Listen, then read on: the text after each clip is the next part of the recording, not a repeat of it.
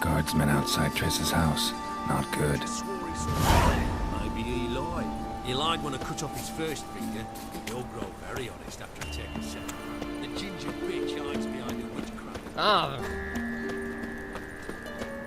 Let 'em in if they're so eager. Black ones, red of it, maybe they'll rid the place of them. welcome, Master Witcher.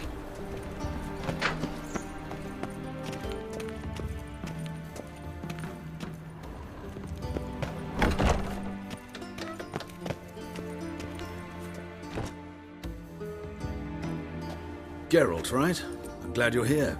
Held off on the autopsy till you arrived. Nice of you, especially given you didn't seem pleased about my previous visit. Because you came unannounced and in unfortunate company. I also had Reverend Nathaniel to contend with. Our spiritual caretaker has left the city on some important matter, and I know who you are, what drives you. I'm more than happy to aid your investigation.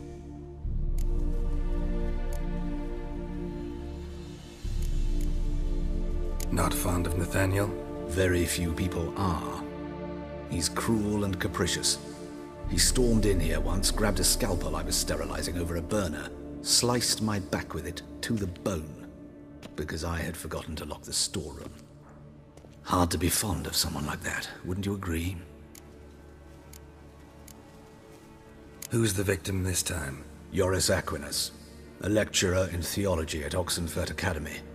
Found this morning at his home on a catafalque made of his books. Any titles in particular? It seems all the tomes dealt with the eternal fire. Treatises critical of the faith's doctrines. Yeah, mortal sin in Novigrad. Von Grad's told me all about you. Ah, doubtless you've heard how I had the noble leader of the student protesters thrown in prison.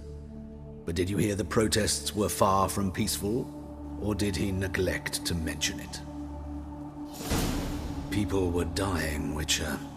Those who rejected liberty, equality, and fraternity would be found in the gutter come morning. Their throats slit from ear to ear with surgical precision. Joachim had been my favorite student, but alas, I had to do something.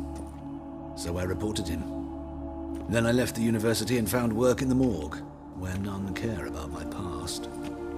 Whereas Joachim, oh, fate's ironies. Years later, he was appointed head of the very ward I had founded.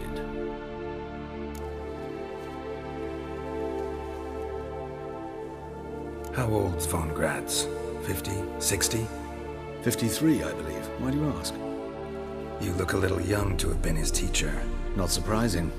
For years, I've lived in the cold and dark, breathing the vapors of embalming fluids. In short, working with corpses extends one's life. Amusing, is it not? Let's start. Gladly. The wounds conform to the killer's modus operandi. The victim was bound and forced to drink formaldehyde. Next, the killer removed the eyes, placed burning coals in the sockets, then opened the rib cage and... What's this? A parchment. Made of human skin. A message from the murderer. The name of his next victim. Patricia Vegelbud. Do you know her? Yes. Even went to her estate once with... Gotta find her, now.